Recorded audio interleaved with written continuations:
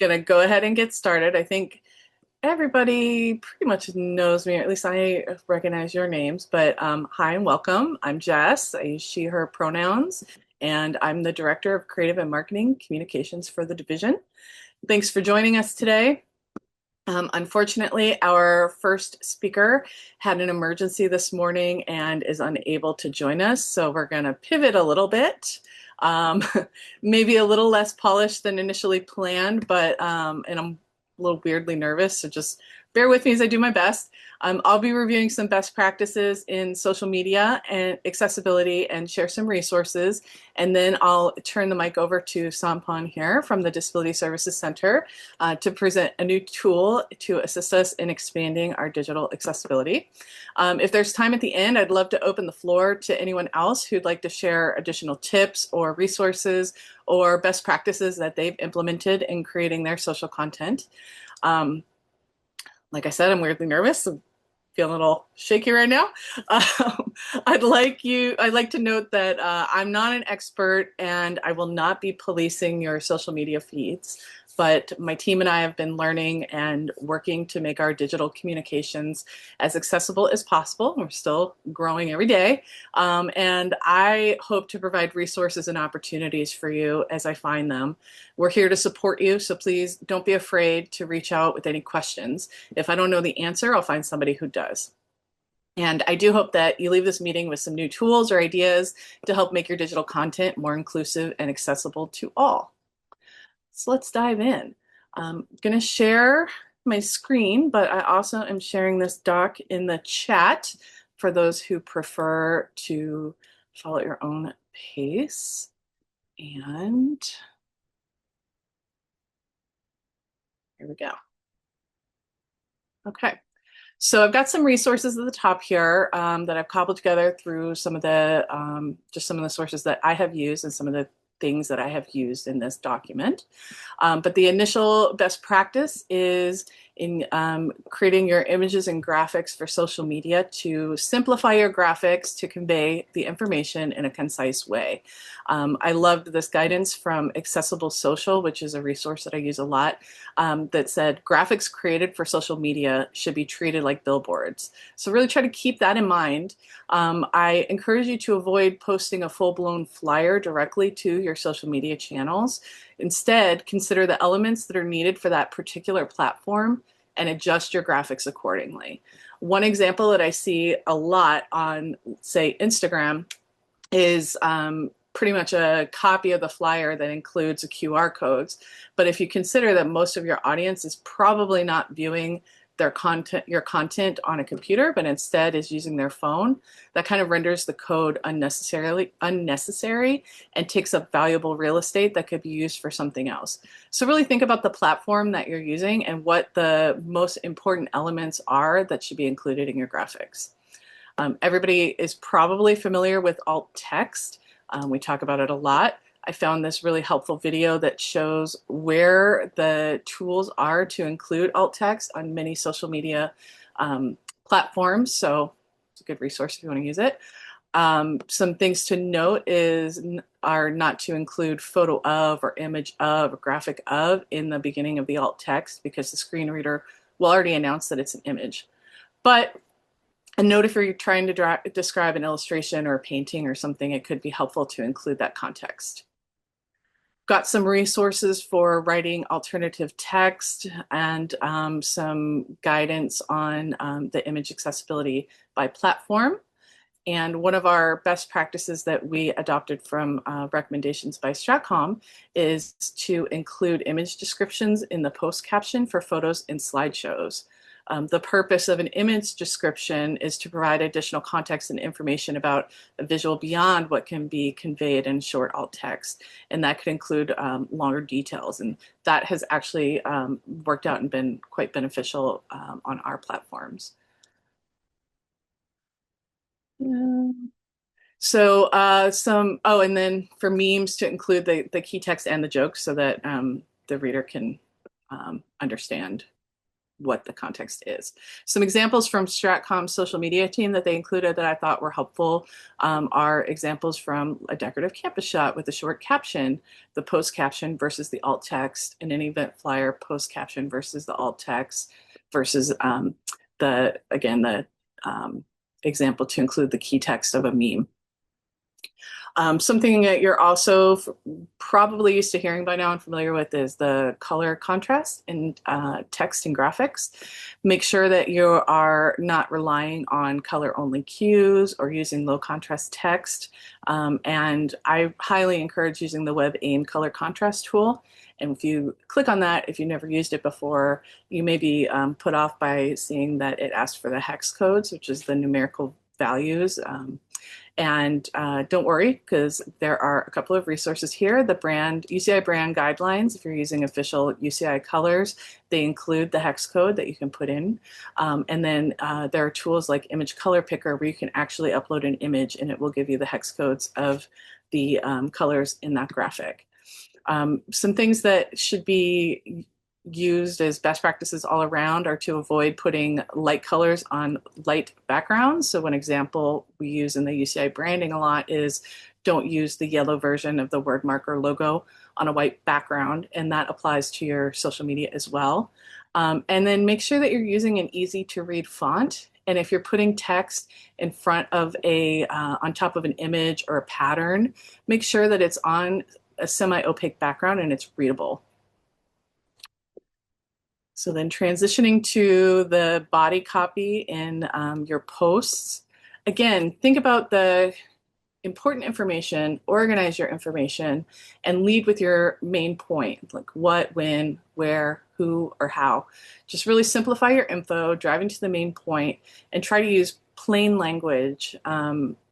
We have had communications problem in higher ed and student affairs for a long time in using a lot of jargon and repetition and more formal speak.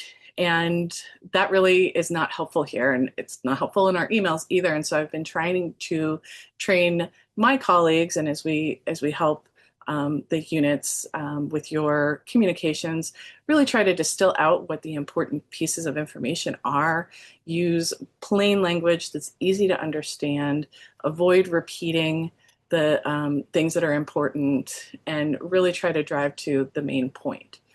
Another thing that has been recommended is to avoid putting an emoji at the beginning of your written content, as accessibility tools will announce the base descriptor of that. So house, key, whatever, and that can throw off the entire meaning of your content if it's used at the beginning. So if you do want to use emoji, put them at the end of a sentence and try to limit the number that you use. Many of us used to use a lot of hashtags, and that's kind of gone away, although some platforms still do utilize them. And if you're using them, use title case so that the meaning is clear. And if you're using multiple hashtags, it's recommended to put them in the first comment of the post to avoid overwhelming the reader.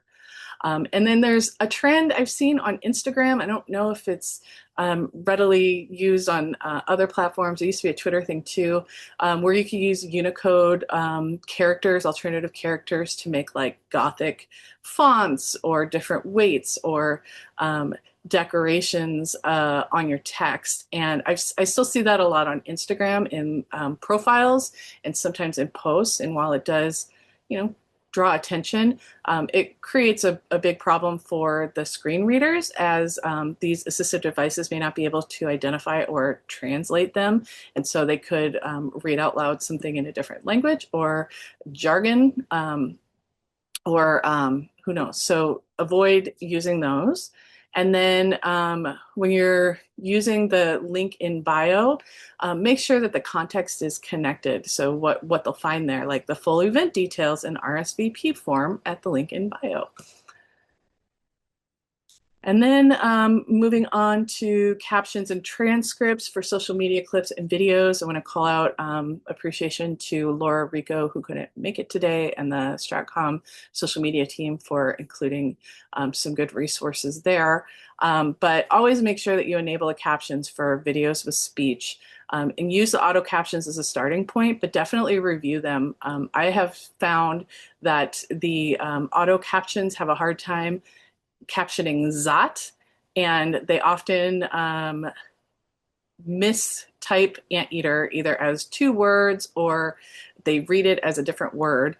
So definitely review and make sure that you're making your captions as correct as possible. There are some apps like TikToks and in Reels and Shorts, you can use the captions in app. But for major official content like campaign launches, messages from leadership, should really use edited or professional captions whenever possible. And tying back into the color contrast, make sure you're putting your captions on a semi-opaque background if it's a really busy video, and be aware of the location of where they will display in context of the other things around it on the social media channel. So like on Instagram, you want to make sure you don't have anything covering it up when you post the reel where it has the captions or of the post or the tools. So then that's a quick rundown of some of the best practices. I know it's pretty short, but that is the gist of it. I've got some additional resources on this doc for people who came in after I had posted it. I just put the link in the chat. Feel free to share. And with that, I'm going to hand the mic over to Sampan in a minute. And then at the end, I'd love to hear any other recommendations or tools or tips or anything from all of you. So Sampan, take it away. I'm going to stop sharing my screen. Thanks, Jess. And I wanted to say, a special thank you to all of you who are attending today. You're taking time off of your busy day, summer, even though it's a little bit slower, but still, to really show up to learn about accessibility. So I really applaud you for that, and thank you for joining. Let me go ahead and share my screen. Let me share my sound. First, I will share this one. Okay, so I'm going to share with you just a chat bot that I have been developing, and it's still in development phase or in the finalizing phase. Hopefully, can be released fairly soon. But it's called Accessibility Bot. So I kind of wanted to play on accessibility, and it's a chat bot. And this was part of OIT's Build a Bot workshop. So we were introduced about using the chatbot features through the Zot GPT creator platform. And I wanted to apply it to something that was tangible for me that I thought would be relevant for the campus community. And so I wanted to create a chatbot that will help guide users in understanding accessibility, knowing how to do it, kind of ask the questions that you might be a little bit hesitant to just ask a colleague or something like that, because you might feel like, it's a little bit, again, we know that no question is a silly question, but you might feel hesitant in doing so. So I wanted to make it really very approachable and accessible. So I created Billy. So it says, "Hi, I'm Billy. My pronouns are they, them, and I'm here to accompany and assist you in your accessibility journey.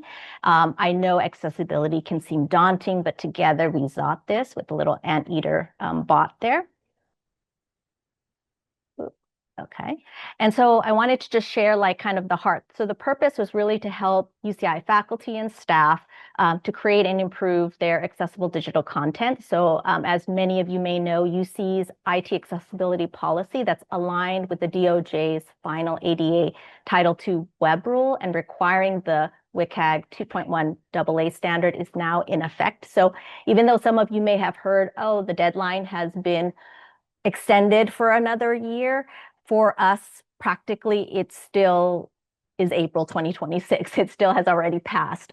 So we're sticking, our campus is sticking to that at the moment. So this chatbot is really just kind of I kind of gave it an identity and role. It has 25 years of experience as a digital accessibility expert, serving the campus community. They're enthusiastic, supportive, and helps users navigate their journey of accessibility with confidence and a little bit of fun.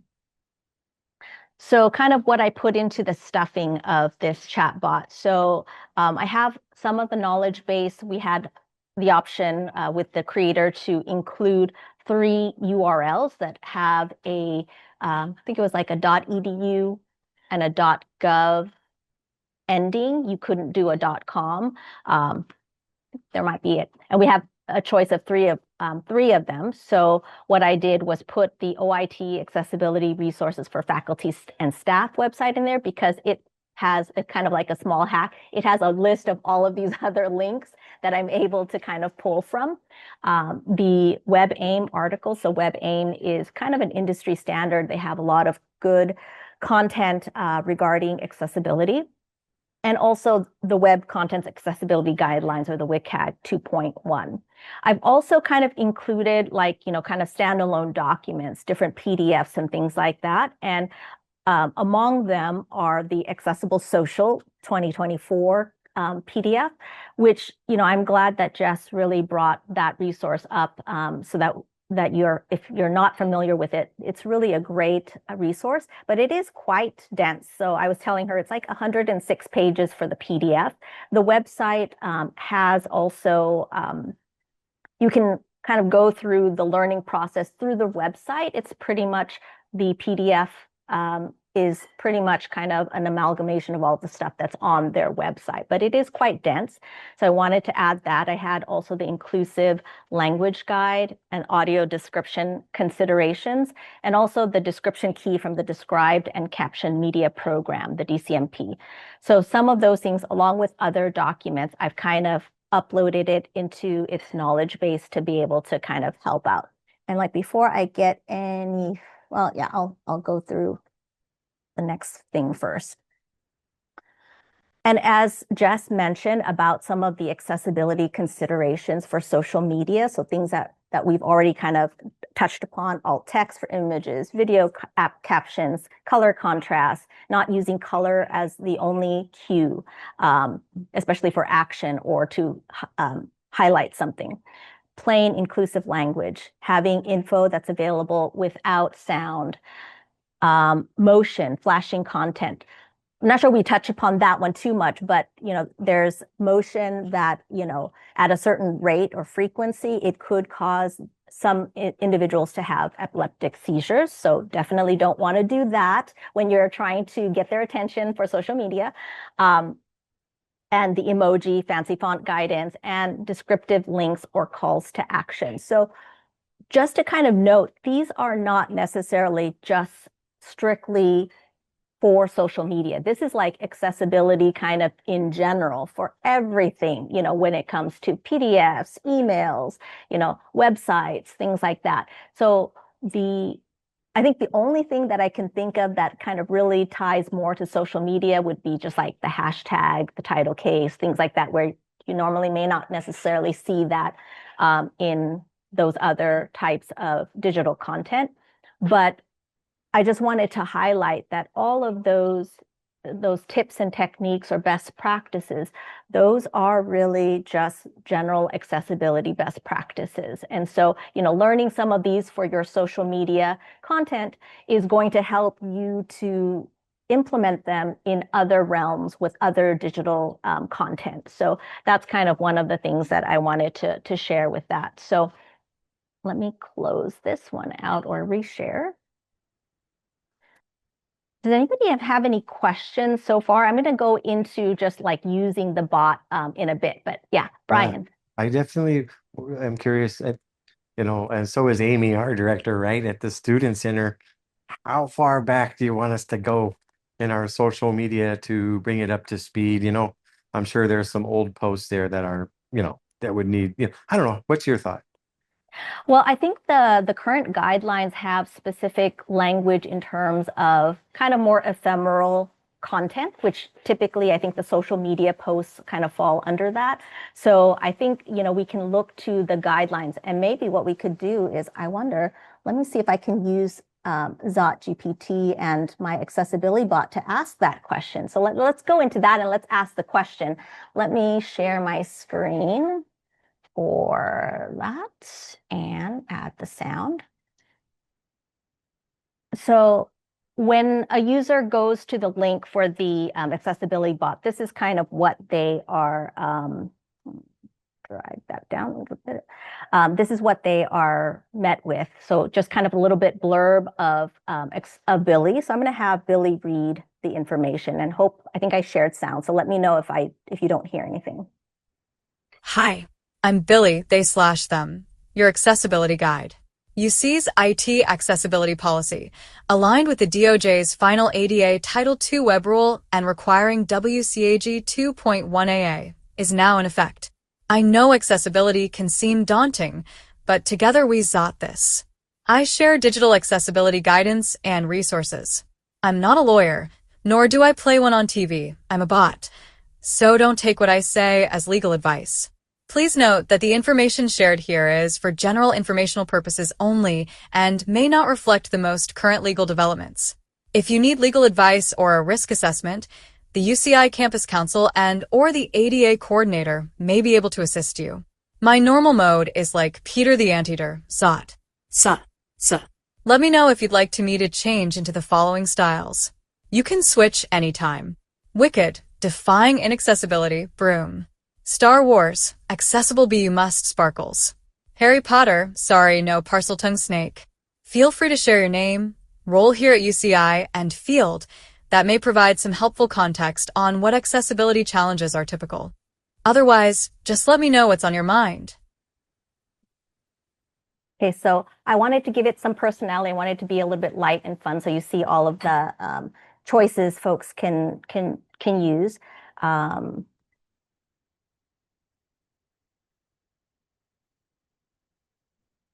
I'll just say 2 years ago.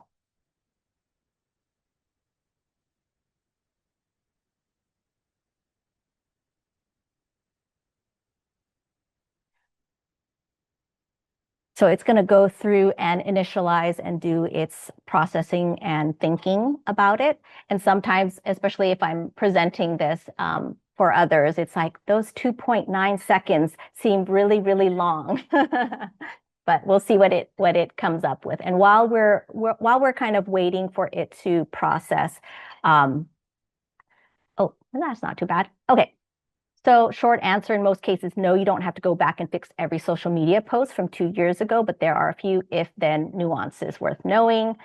So it talks about the policy, when it applied, and it says specifically social media posts created before the 2026 of April deadline are exempt from that standard. So 2-year-old posts are not required.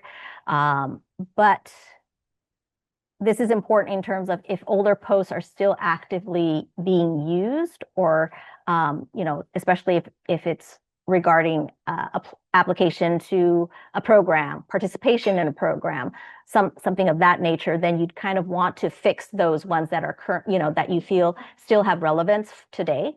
And then let's see, how to handle older posts. It gives you information on that. So check any evergreen or frequently used parts.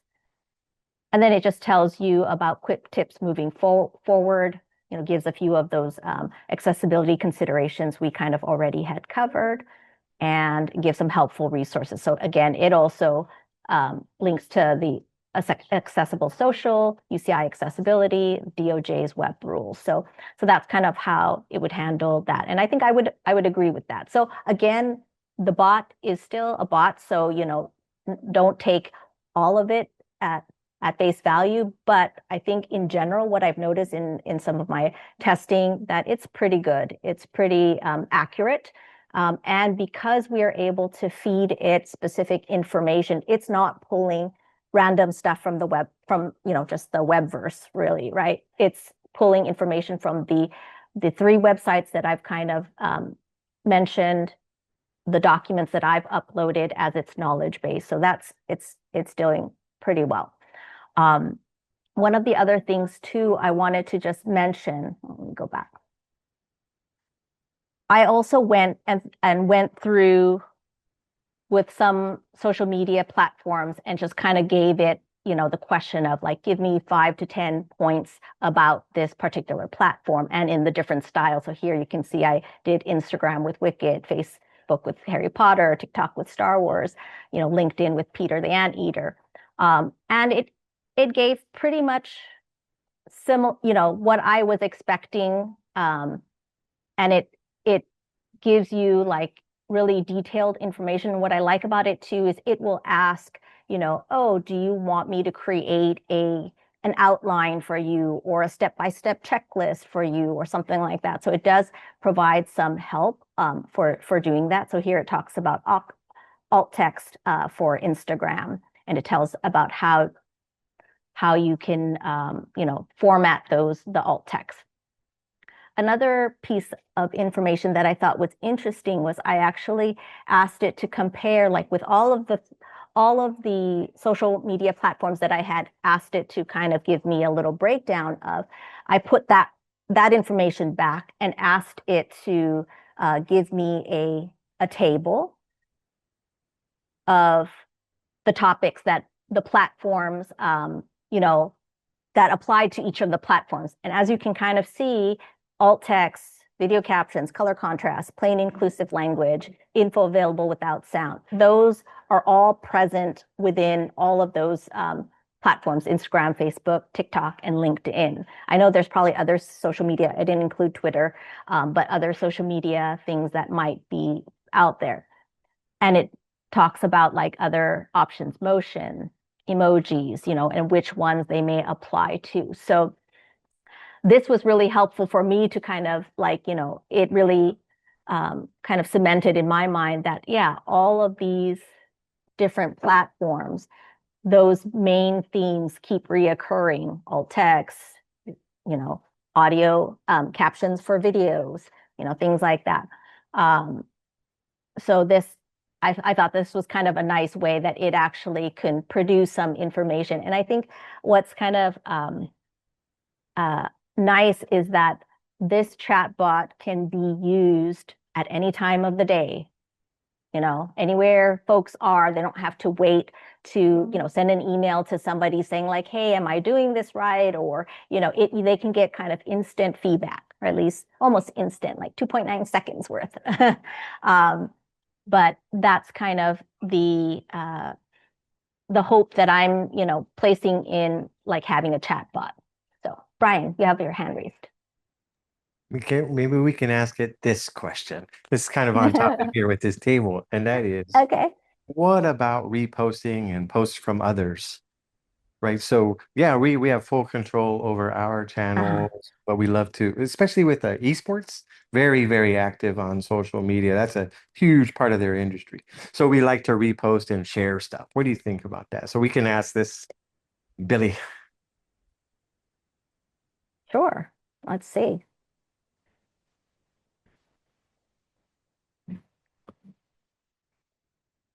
And then Steve Tajiri in the chat says, I think it'll say we're responsible for what we post, including reposting of others. And that's kind of true of websites too, right? That's what I'm used to hearing is like, if we link to other websites as resources, we're even though it's like a third party, thing, we're still, even third party software, we're still liable for that particular content. So let's see what it says.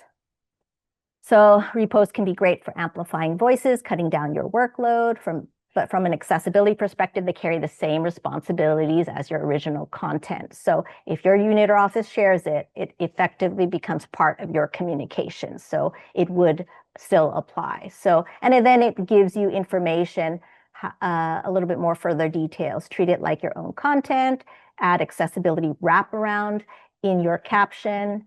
Be cautious with text-only graphics and memes. Watch out for motions and flashy effects. So reposting is fine, but you're not off the hook. Your account should still provide a path to the same information in the way that is perceivable and understandable for disabled followers. So that's quite interesting.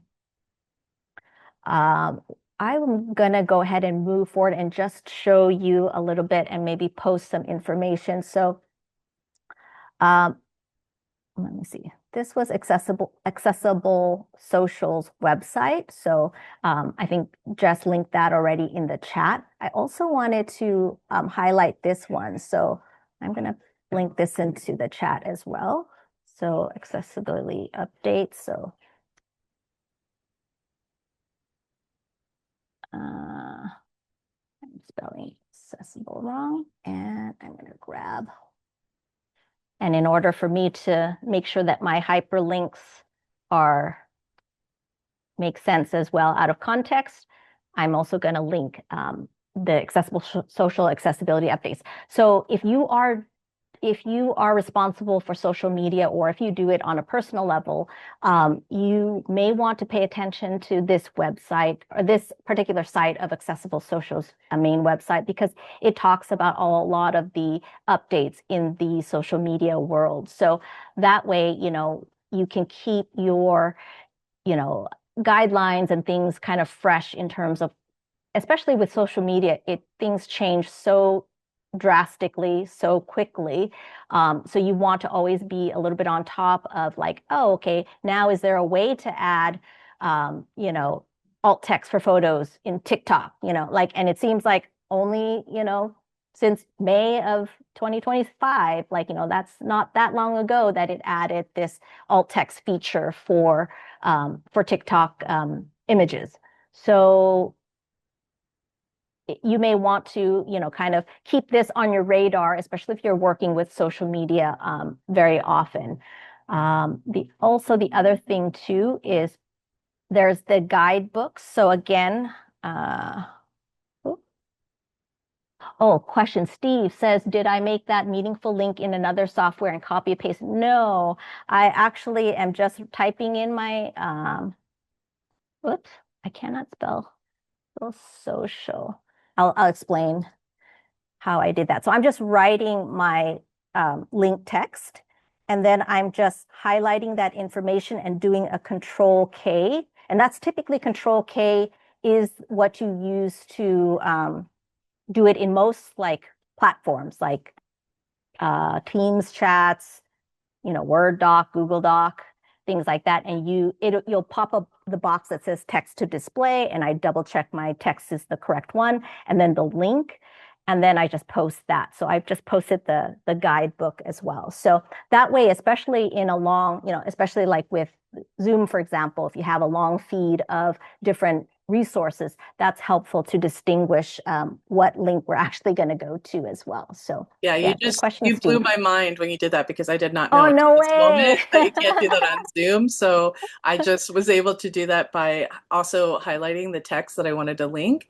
And once I highlighted it, the little link icon popped up and I clicked on it, and then it gave me that option. So thanks for sharing that. Wonderful. Okay, great. Yay. If you highlight text in chat, Zoom, you get tools showing up. Yeah, perfect. Thanks, Steve.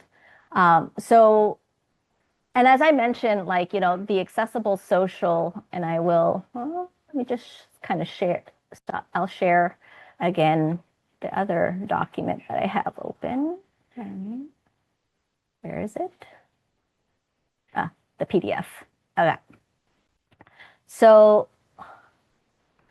this is, again, 106 pages. So it's not a light read, but it is very informative. It's very simple to read. So if you like to read information like this, feel free to have at it. There's table of contents to go to specific items. But again, this PDF content is fed into Accessibility Bot. So Billy has this knowledge.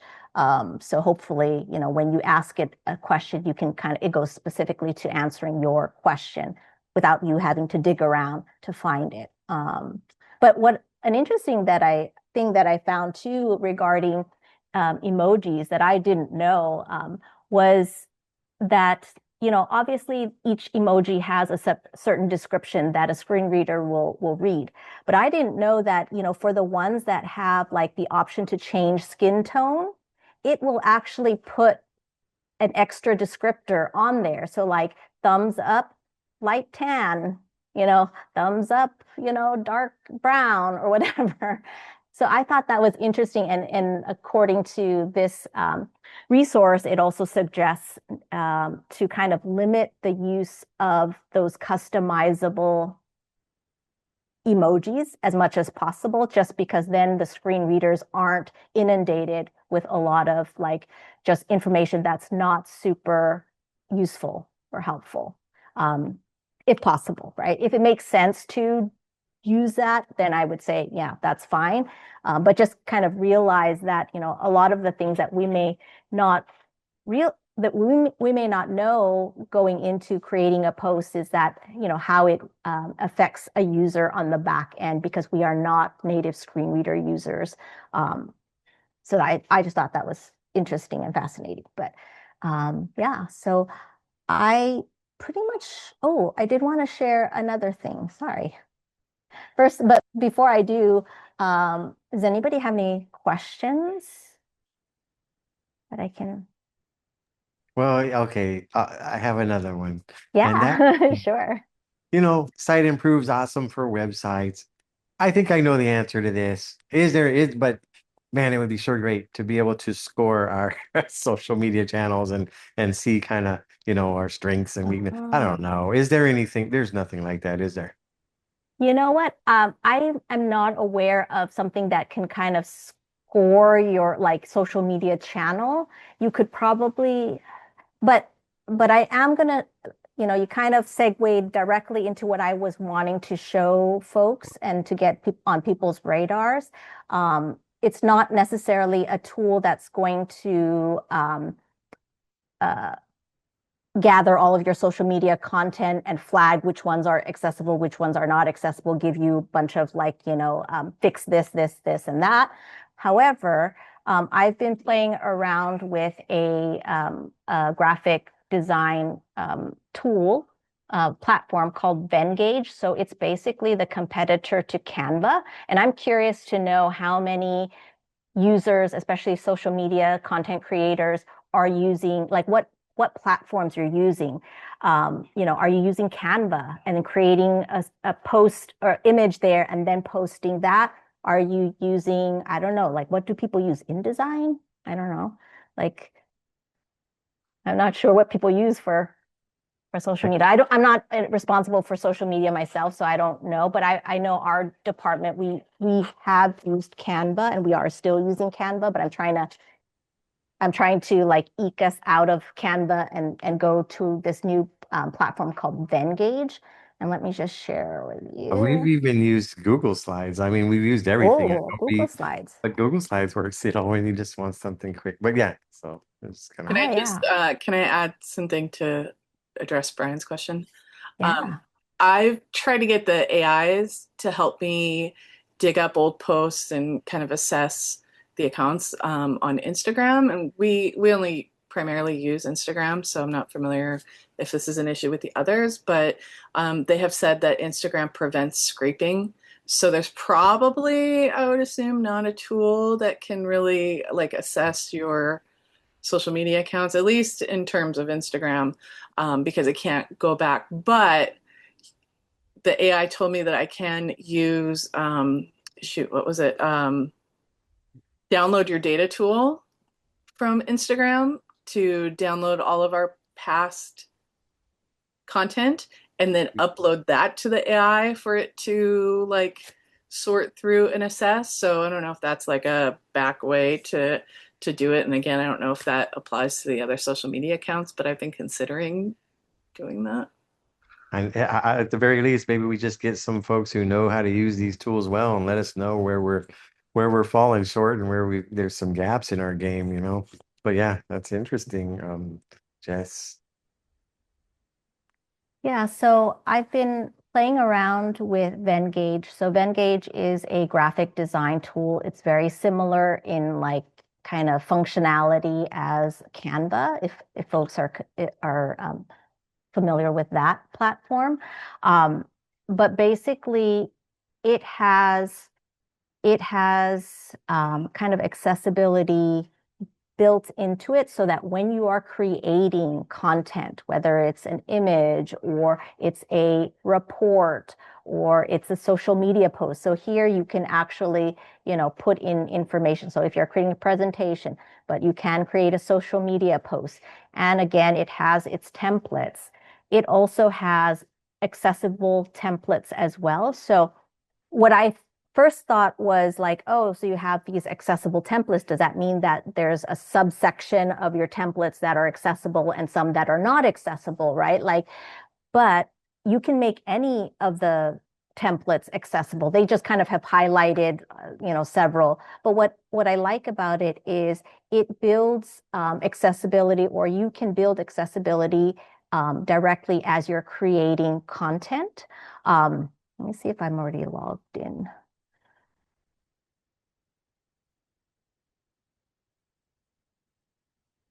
So it's, let's say I have a thank you here.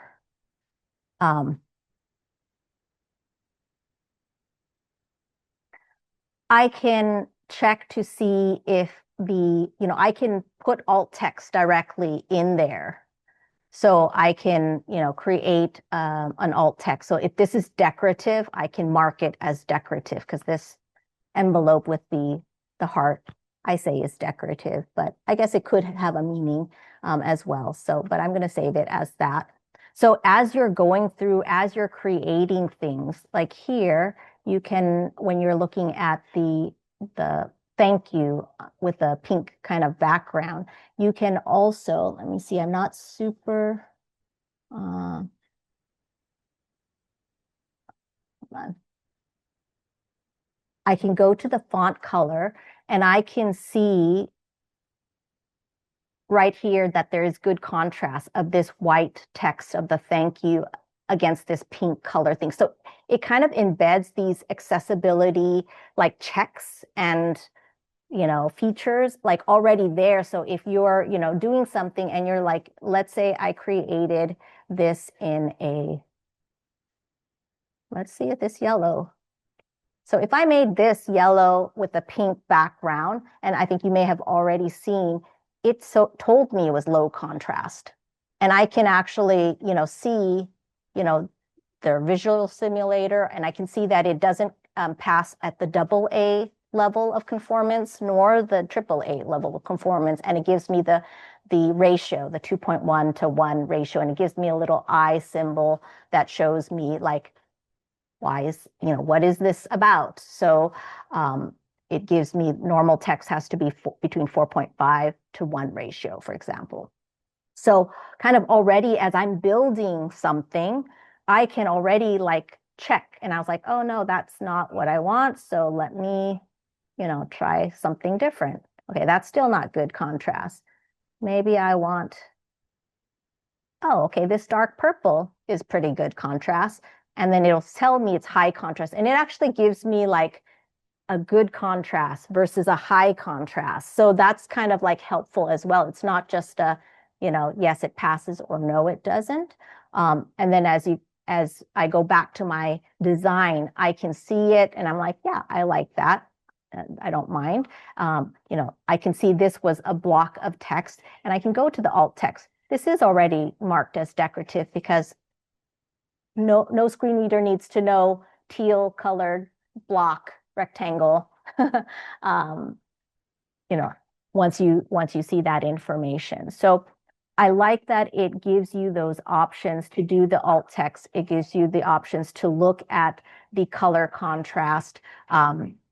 And you can then, when you download it, you can download, whatever you create, you can download accessible PDFs. So that's one thing that Canva, I know that they have been recently updating their kind of accessibility features, and that's all great. It's wonderful. But then when you export that design into like a PDF, it is not accessible. And then therefore you then have to take that PDF that you've just extracted or exported, and then you have to go into Adobe Acrobat Pro or another tool to be able to remediate it and go through the whole process. So like, I feel like this definitely cuts down on the time. It's like, okay, once I do that, there's also, let's see, where is it? I can check for accessibility. So I can edit my tag order. I can set my document language. I can also see a visual simulator, but so the tag order is something that's good. So you can kind of see like at a page notice the information. So you can see, oh, okay, if this was not correct, I could then click and drag, even though it is correct. I don't want to hear Jenna first, then thank you. But I could reorient my tag, my reading order if I wanted to. And so I can go to check my design. So then it finds certain issues and it tells me, things that may have passed. So like it has color contrast and it says I passed the color contrast. My text has sufficient color contrast. My text size passes. The links, I don't have any links, but that's why it passes. I don't have any tables. So that's why it passes. And then it gives you the options for manual reviews. Certain things are not going to ever be, maybe eventually AI will be able to be smart enough to do a lot of these manual review tasks. But right now, a lot of it, is the alt text correct?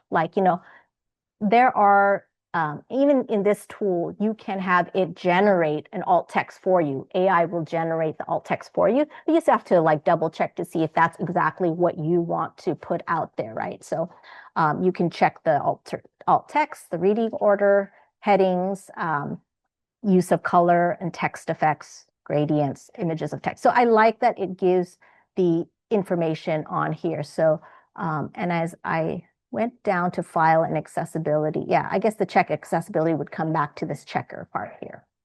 And then it gives you information about, that particular, accessibility criteria as well.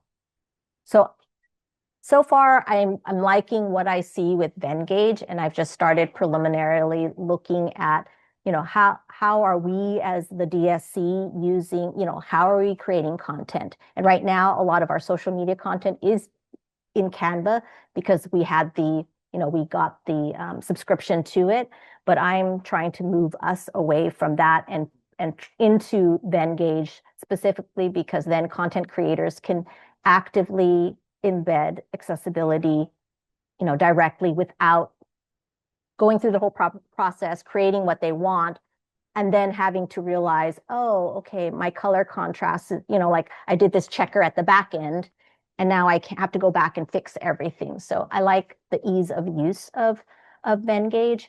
And my hope, I'm going to keep my fingers tightly crossed for this, is that, we can adopt it, on a either more campus-wide base. I would love to see that, so that all users would be able to, use this tool and create things accessibly without too much effort on their part. Because nobody really wants to learn how to use Adobe Acrobat Pro. I don't want to have to use it to remediate content, right? I don't think I wouldn't want anybody to have to do that. They didn't have to.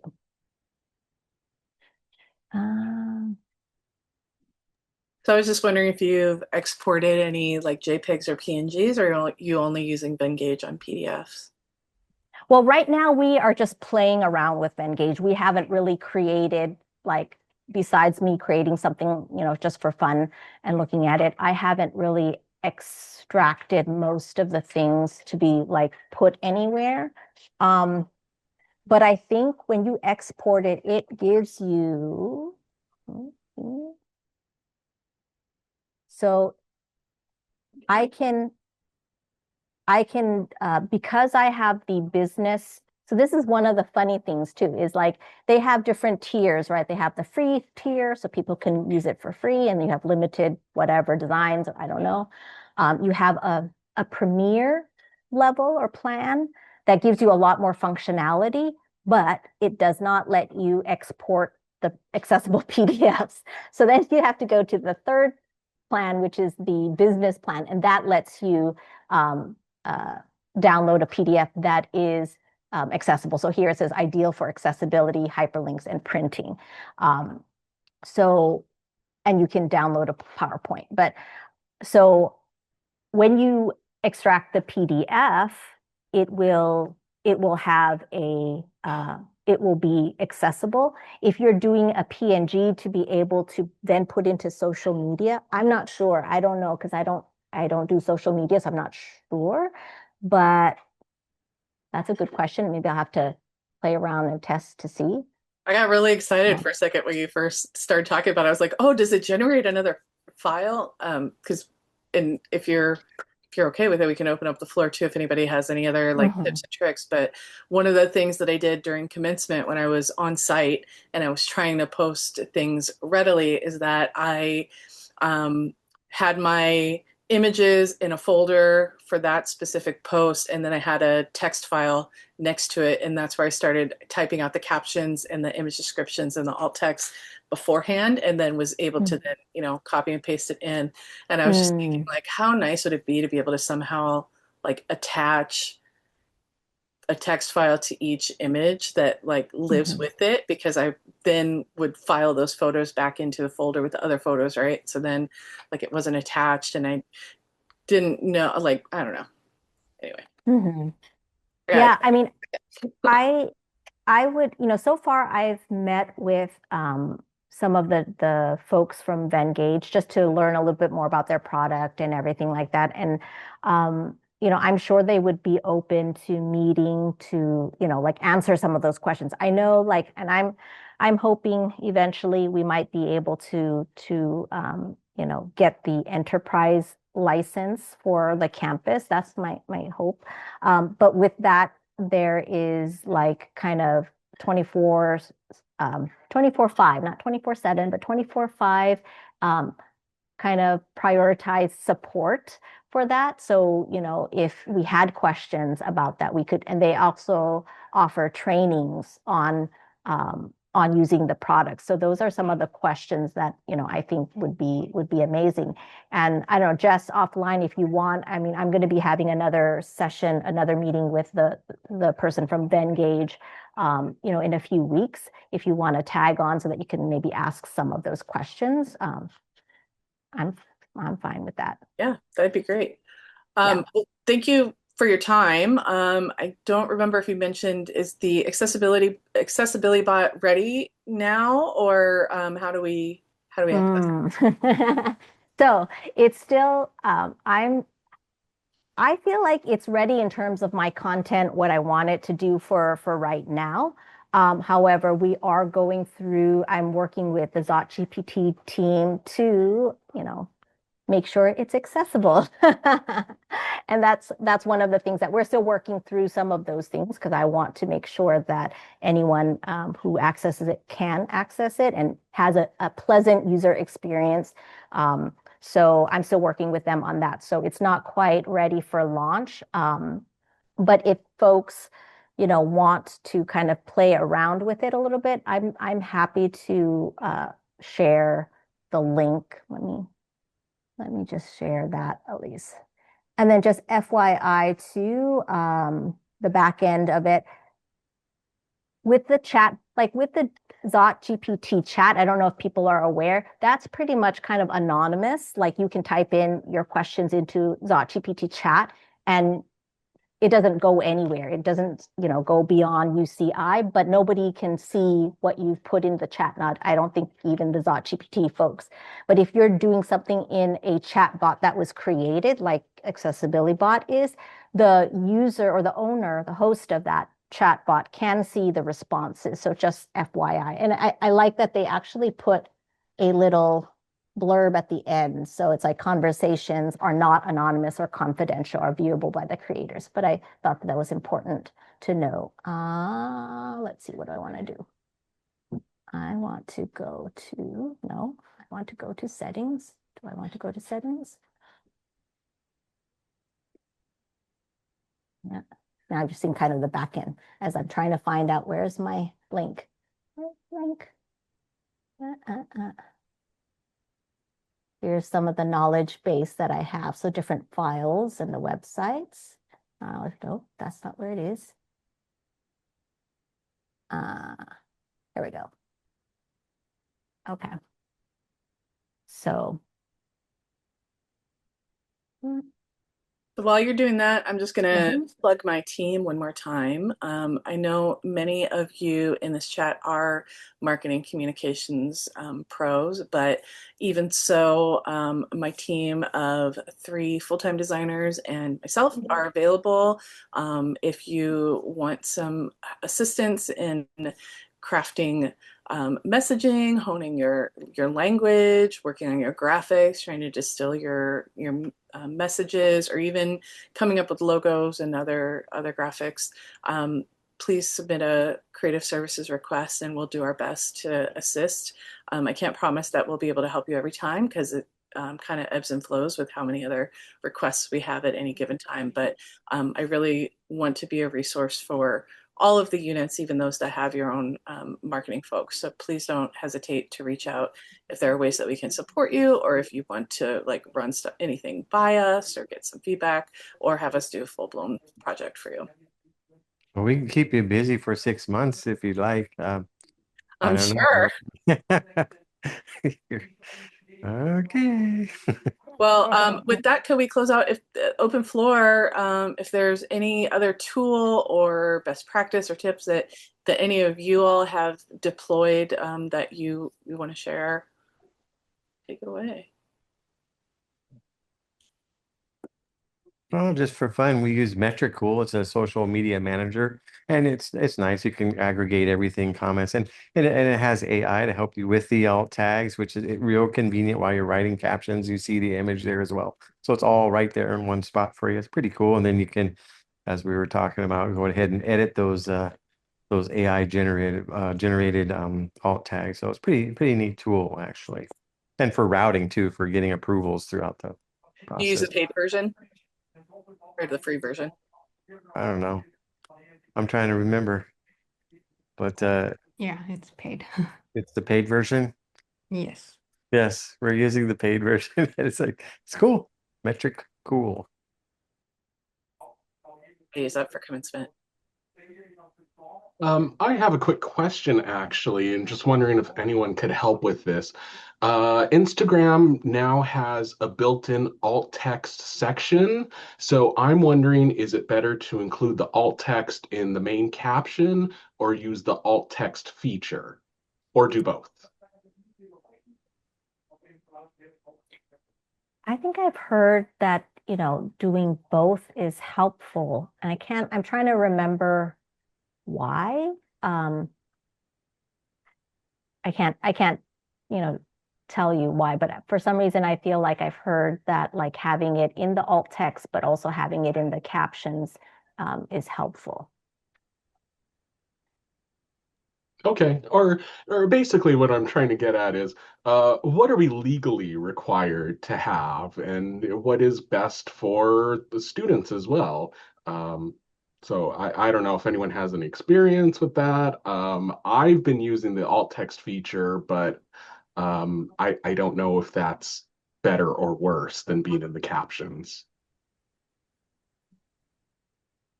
I feel like I have to go back and look at the alt text feature because I'm honestly not exactly sure what changes have been made that you're referring to, but I use alt text as a more concise description, and then have been putting image descriptions in the caption that have more detail, although not consistently, and I need to get better at that. I think we all need to get better at that, but okay, thank you so much for answering. And one of the things that I'm going to link with also in the chat, if anybody, I just recently discovered this, and I might be living under a rock or something because I'm not on social media, but I kind of discovered Molly Burke, who has like, I think like 3 million followers or something. She is a blind YouTuber who is an artist, or not an artist. She is I don't know, I think she does a lot of kind of things in the entertainment industry, but she talks a lot about accessibility and representation in the industry.